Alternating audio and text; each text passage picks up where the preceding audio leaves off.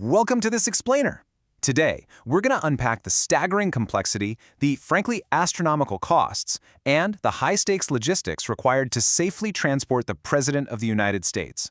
We're looking right past the smiling photo ops and handshakes to reveal the cinematic reality of what it actually takes to move a world leader across the globe. Okay, so let's jump right in by asking a pretty fundamental question. How do you orchestrate a flawless diplomatic visit when your primary target is literally the most heavily guarded individual on the planet? Look, it requires a level of coordination that makes managing an Olympic opening ceremony look like a high school track meet. Every single second is accounted for, and every possible variable is calculated with absolute precision. When you see the president waving from the air stairs, you're looking at a carefully constructed illusion of simplicity. But to achieve that perfect photo op, that requires an operation involving millions of dollars, thousands of highly specialized agents, and months of really grueling geopolitical negotiation. The pristine exterior of Air Force One is, well, it's merely the tip of a massive, hidden logistical iceberg. Part 1. Advanced Teams and Planning. You might think a quick trip abroad takes a few weeks to set up. Actually, scratch that. It takes 4 to 5 months of meticulous planning. It all kicks off with a highly classified briefing in the West Wing.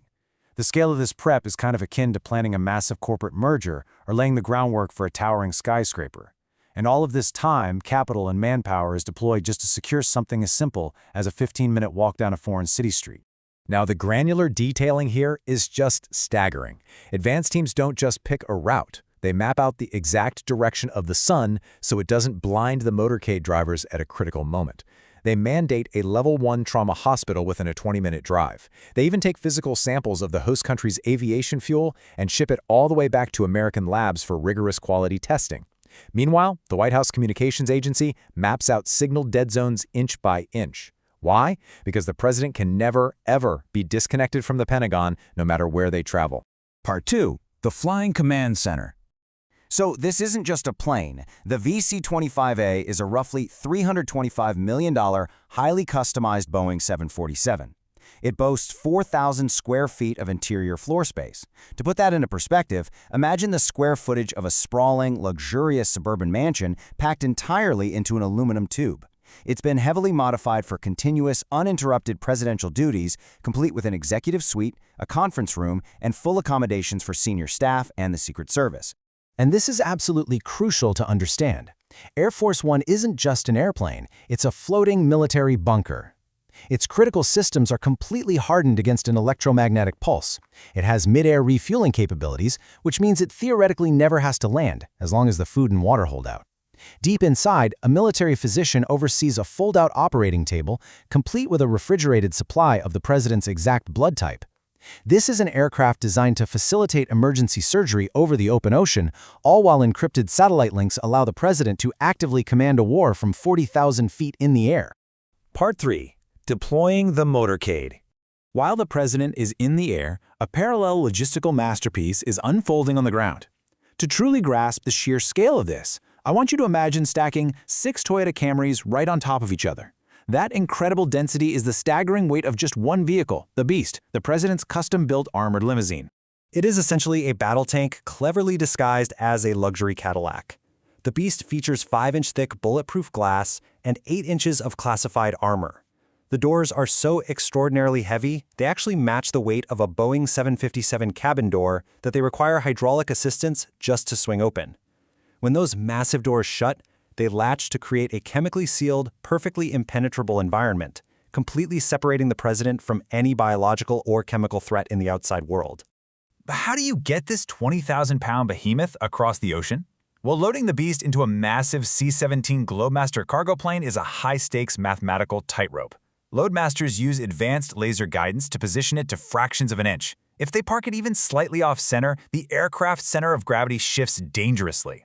To understand this extreme lack of margin for error, consider this. They even weigh the primary limo and its identical decoy to ensure they're within 5 pounds of each other. A 5-pound variance on a 20,000-pound vehicle could literally cause a catastrophic aerodynamic disaster mid-flight over the Pacific. And remember, the Beast never travels alone. It's wrapped in an entire ecosystem of defensive vehicles. This includes heavily armed counter-assault SUVs and hazardous materials rig that can sniff out invisible chemical agents from hundreds of feet away. Crucially, there's a mobile command post called the Roadrunner. This thing projects a continuous dome of electronic noise, actively jamming hostile signals to prevent any remote detonated explosives along the route. There's even enough medical equipment trailing behind the convoy to turn an ordinary concrete parking lot into a full-blown trauma center at a moment's notice. Part 4. The cost of protection. With thousands of pounds of gear and personnel in motion, you might be wondering about the bill. Moving the moving fortress is astonishingly expensive.